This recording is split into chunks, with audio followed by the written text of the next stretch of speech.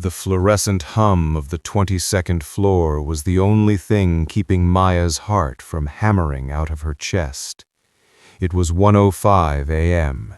Being the new hire, she'd inherited the transition project, a polite corporate euphemism for the backlog of data entry no one else wanted to touch. The building was a monolith of glass and steel, a vertical tomb after midnight. Everyone had been gone since 6. Even the janitorial staff had finished their rounds hours ago. At 1:13 a.m., a soft ding vibrated through the floorboards. Maya froze. Her eyes darted to the elevator bank across the open-plan office. The digital display above the silver doors glowed with a sharp crimson number, 23. Floor 23 didn't exist in the company directory. During her orientation, the HR manager had breezed past it, mentioning it was permanently decommissioned due to structural concerns and was strictly off-limits. Yet the light behind the number was pulsing. Then the overhead lights flickered. Through the floor-to-ceiling windows, Maya saw the reflection of the floor above her. Usually a dark void, the 23rd floor was suddenly ablaze with a harsh, flickering yellow light. Thump. It was a heavy sound, the unmistakable weight of a heel hitting the floor directly above her desk. Thump, thump, thump. The footsteps were slow, deliberate, and rhythmic. They weren't the hurried steps of a security guard or the frantic pace of a lost intruder. They were predatory. They moved from the far corner of the ceiling toward the center, stopping exactly where Maya sat. Her breath hitched. She pulled up the internal security portal on her dual monitors. She had basic access to the digital logs. Log entry, 01:15 a.m. External doors, secured. Badge swipes, 0. Occupancy, 1. User, M. Vance, FL22. The logs were clear. No one had entered the building since 7 p.m. Maya clicked over to the CCTV feed for the 22nd floor. The screen for the 22nd floor showed her sitting at her desk, a small, pale figure bathed in blue monitor light. She clicked the feed for the 23rd floor. The image exploded into static. Horizontal gray bars tore across the image, but through the electronic interference she saw a shape. It was tall, impossibly tall, standing right in front of the camera lens. Every time the image tried to stabilize, the glitching intensified, as if the very presence of whatever was on that floor was rejected by the hardware. The footsteps started again. This time they were faster. They began to circle, round and round the area directly above her head, the wood and carpet groaning under an immense, invisible weight. Maya's hands shook as she grabbed her purse. "Forget the project," she whispered to the empty room. "I'm done." She reached for her mouse to log out, but the cursor wouldn't move. It was pinned to the center of the screen. Suddenly, the office temperature plummeted. Her breath came out in a white mist. The footsteps above stopped. The silence that followed was worse than the noise. It was heavy, expectant, like the air before a lightning strike. A notification popped up in the bottom right corner of her screen. It wasn't an email. It wasn't a Slack message. It was a raw system command window, the kind IT used for emergency broadcasts. The text scrolled across the black box in a jagged typewriter font. "Don't leave yet." Maya stared at the words. A wet, scratching sound began to emanate from the ceiling tiles directly above her. One by one, the heavy staples holding the acoustic foam began to pop. A thin, dark liquid, thick like oil, started to seep through the cracks, dripping on her keyboard. She looked back at the screen. A second line of text appeared, faster this time. "We aren't finished with the orientation." Above her, the ceiling tile groaned and buckled downward, as if something with long, cold fingers was finally pushing through from the other side.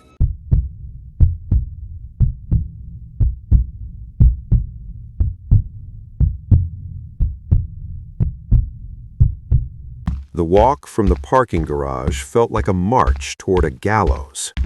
Maya's badge chirped against the sensor at the lobby entrance, a sound that usually signaled the start of a mundane shift, but now felt like a death knell. She shouldn't have come back. After the ceiling tile had buckled the night before, she had bolted, leaving her coat and her pride behind. But HR had called her at noon.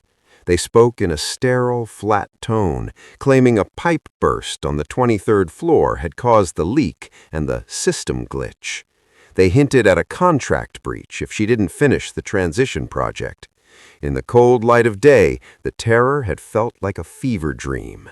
Now, at 11:30 p.m., the shadows in the lobby were stretching again. The 22nd floor was exactly as she had left it, except for the new, pristine ceiling tile that stood out against its stained neighbors like a prosthetic limb. Maya sat at her desk, her skin crawling. She avoided looking up. She kept her eyes glued to the spreadsheets, trying to drown out the silence with the rhythmic clack, clack, clack of her typing. Around midnight, she went to the restroom to splash cold water on her face. The bathroom was a tomb of white marble and chrome. She leaned over the sink, eyes closed, letting the water numb her skin. When she stood up and wiped her eyes, she froze. In the wide vanity mirror, her reflection was still leaning over the sink. Maya stared, her heart stopping. For 2 agonizing seconds, she watched herself, or the thing in the glass, slowly straighten up. The reflection's movements were fluid, but slightly out of sync, like a video stream with a fraction of a second of lag. When Maya touched her own cheek in horror, the reflection's hand followed a heartbeat later. She backed out of the restroom, breath coming in shallow gasps. She didn't run. She was too terrified to move fast enough to provoke a chase. Back at her desk, the digital haunting intensified. As she scrolled through the data, she noticed her reflection in the glossy black bezel of the dual monitors. Every time she turned her head to the left, the reflection in the screen stayed facing forward for an extra second, its dark eyes fixed directly on her real-world self. 1:10 a.m. The elevator bank chimed. Ding! Maya didn't look. She couldn't. She stared at her monitors, watching the reflection of the hallway behind her. The silver doors slid open with a heavy mechanical groan. No one stepped out. The elevator just sat there, its interior light a sickly, flickering white, waiting like an open mouth. Then came the sound from above. It wasn't just footsteps tonight. It was the sound of furniture being dragged, heavy desks scraping across the floorboards of the locked 23rd floor. Scream! The sound set Maya's teeth on edge. It stopped abruptly, followed by a series of rapid, frantic taps directly above her head, like 1,000 fingernails drumming on the floor. Maya grabbed her phone to call security, but the screen was dead. Not black, just dead. The glass felt ice cold, and when she looked at the blank surface, her reflection there wasn't even pretending to follow her movements anymore. The reflection in the phone was grinning, a wide, impossible expression that Maya wasn't making. She stood up, her chair rolling back and hitting a cubicle wall with a loud thwack. "Who's there?" she screamed, her voice cracking in the vast, empty office. The dragging sound above her resumed, faster now, moving toward the internal stairwell door. Maya looked at her computer screen. The spreadsheet was gone. In its place, the CCTV feed for the 23rd floor had forced itself open. The static was gone. The camera showed a hallway identical to hers, but the air in the video seemed thick, like it was underwater. At the end of the hall, a door was hanging off its hinges. A pale, elongated hand reached around the frame, gripping the wood until it splintered. Maya backed out of the exit, but the elevator doors, still open, suddenly slammed shut with a bang that shook the floor. The down button wouldn't light up. She was trapped on 22. She turned to the glass windows that overlooked the city, hoping to see the lights of a passing car, something to remind her the world still existed. But the windows didn't show the city. They showed the office behind her. In the glass reflection, she saw herself standing near the desk, but the reflection wasn't looking at the window. The reflection was looking at the real Maya, its face twisted into a mask of predatory anticipation. Maya tried to scream, but her throat felt like it was filled with wool. She watched her reflection's lips begin to move. The reflection spoke first. The sound didn't come from the glass. It echoed from the empty air right in front of Maya's face, a distorted, dual-toned rasp that bypassed her ears and vibrated directly in her skull. A split second later, Maya's own mouth moved against her will, forced into the same terrifying shapes by an invisible pull. The words were a command, hissed in perfect unison with the girl in the mirror. "Stay tonight."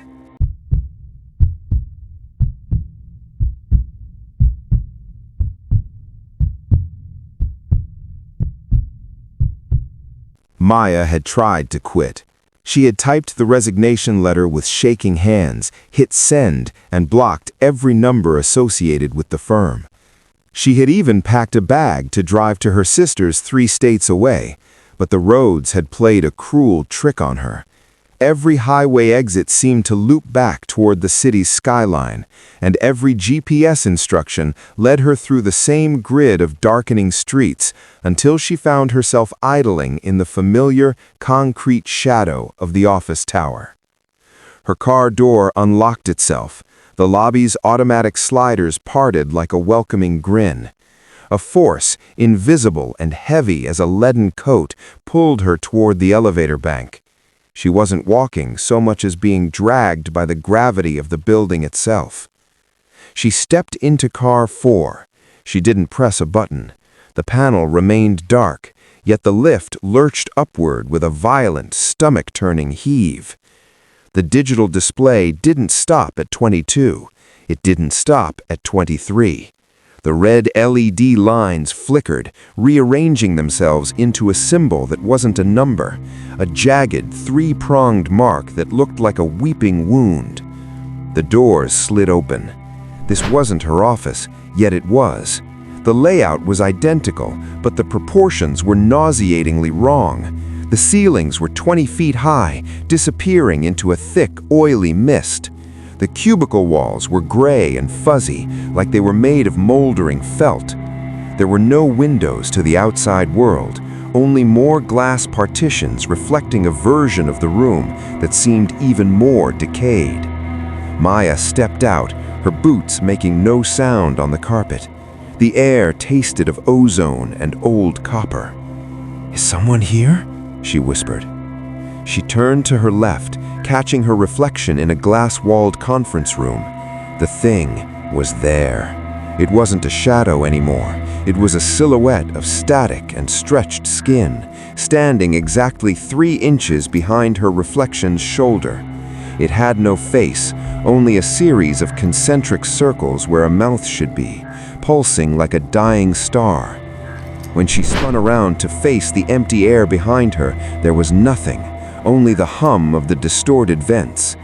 But when she looked back at the glass, the entity had moved closer.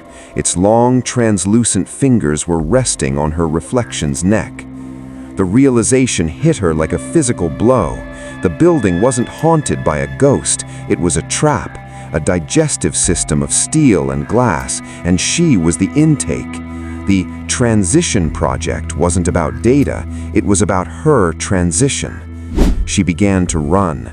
She sprinted past rows of empty desks where the computers were all turned on, their screens glowing with a singular image, a live feed of Maya running.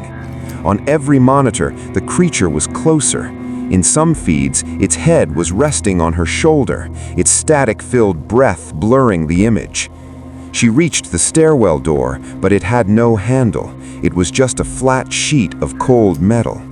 The lights overhead began to pop, one by one, trailing behind her like a closing zipper of darkness. The entity was no longer sticking to the reflections. The air behind her began to vibrate with a low-frequency growl that rattled her teeth. She could feel a cold, wet pressure against her back, as if she were being pushed into a wall of invisible gelatin. She scrambled back toward the elevator, the only exit left in this nightmare dimension. The doors were still open, the car waiting like a coffin. She dove inside and hammered the G button, her fingers bleeding as she clawed at the plastic. The doors began to groan shut. Through the narrowing gap, she saw the office floor shift. The desks melted into the floor, the gray walls turned into slabs of raw meat, and the creature stepped into the light. It looked exactly like her. It wore her clothes, her hair, her face, but it was taller, its limbs elongated and jointed like an insect's. Its skin was the color of a bruised plum, and its eyes were nothing but hollowed-out sockets, leaking that same dark, oily fluid from the ceiling. When the elevator doors clicked shut, plunging her into darkness, just as her own voice chirped with a sickening professional cheer. "You're already late."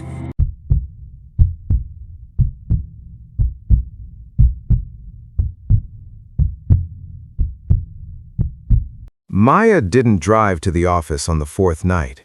She simply woke up there. She opened her eyes to find herself slumped over her desk on the 22nd floor. The air was thick and tasted like stagnant copper. The digital clock on her monitor was frozen at 1:13 a.m. She stood up, her joints popping like dry kindling, and ran for the emergency stairs. She threw herself against the heavy steel door, but it didn't lead to a stairwell. It opened into the same 22nd floor office she had just left. She ran toward the elevators. The doors opened before she touched them, revealing the same flickering car. She scrambled inside and pressed lobby until her fingers bruised. The car descended, the numbers counting down. 10, 5, 2, 1, G. The doors slid open. Maya burst out, sobbing with relief, only to stop dead. She wasn't in the lobby. She was back on the 22nd floor. Her bag was still on her desk. The ceiling tile was still sagging. The loop was a physical weight, a tether made of glass and bone that dragged her back to the center of the trap. "Let me go!" she shrieked, the sound swallowed by the acoustic foam. Then, the lights didn't just flicker, they obeyed. From the far end of the floor, the overhead lights began to extinguish in a slow, rhythmic march. As each row went dark, the office space behind it seemed to dissolve. The desks didn't just sit in shadow, they vanished into a void. Standing in the center of the approaching darkness was the figure. It was impossibly tall, its head grazing the high-velocity vents. It was a silhouette carved out of a deeper black than the night, a hole in reality. It didn't walk. The office rearranged itself to bring the figure closer. The floor tiles slid like a conveyor belt, bringing the entity toward her, while Maya ran in place, her boots slipping on a floor that had become as slick as ice. The figure raised a long, spindly arm. As it did, the office walls began to groan. Filing cabinets burst open, papers flying out like the wings of trapped birds. The glass partitions shattered simultaneously, the shards suspended in midair, pointing their jagged edges at Maya's throat. The entity didn't have a face, but Maya felt its gaze, a cold, ancient hunger. It wasn't an intruder, it was the building. It was the hum in the wires, the chill in the air, the soul of the machine. And it was exhausted. A thought vibrated through Maya's mind, not in words, but in a crushing pressure. A seat must be filled, a watch must be kept. She realized then why the permanently decommissioned 23rd floor was so active. It wasn't a storage space, it was a cage, and the cage was empty. The figure reached out, its hand a blur of static and shadow. Maya turned to the floor-to-ceiling windows, desperate enough to jump, to choose a quick death over this eternal servitude. She threw a heavy chair at the glass. The chair shattered, but the glass didn't even chip. Instead, the window rippled like the surface of a black lake. The shadow was behind her now. The temperature dropped so low that the moisture on Maya's eyelashes turned to frost. She felt a hand, colder than liquid nitrogen, press against her spine. "Please!" she choked out. The figure leaned down, its face inches from hers. For a second, Maya saw through the shadow. She saw a man in a tattered 1950s suit, his eyes burned out, his mouth stitched shut with copper wiring. He looked at her with an expression of profound, soul-shattering apology. Then he pulled. Maya didn't fall. She was absorbed. She felt her skin turn to static, her bones lengthening into steel beams, her blood slowing until it became the ink in the printers and the electricity in the walls. The scream she let out didn't come from her throat. It echoed through every speaker in the building, a high-pitched electronic whine that faded into the hum of the HVAC system. 6 p.m. the next day. The sun was setting behind the skyscrapers, casting long orange shadows over the cubicles. Sarah, a college student looking for extra cash, swiped her new badge at the turnstile. She felt a little nervous, her first night shift. The HR manager had told her the last girl had abruptly relocated without notice. She took the elevator to the 22nd floor. The office was pristine, though the air felt strangely cold. She sat at the desk, noticing a faint dark stain on the keyboard that looked like oil. She turned on the monitor. The screen flickered for a moment, displaying a distorted image of a girl standing right behind her chair. A girl with a face Sarah didn't recognize, but whose eyes looked desperately familiar. She blinked, and the image was gone. Just a glitch. Then, a system command window popped up on her screen. The cursor hovered for a second, then typed out 4 words in a jagged typewriter font. "Don't leave yet." From the locked floor above, a single heavy footstep echoed through the ceiling. Maya was watching. Maya was waiting.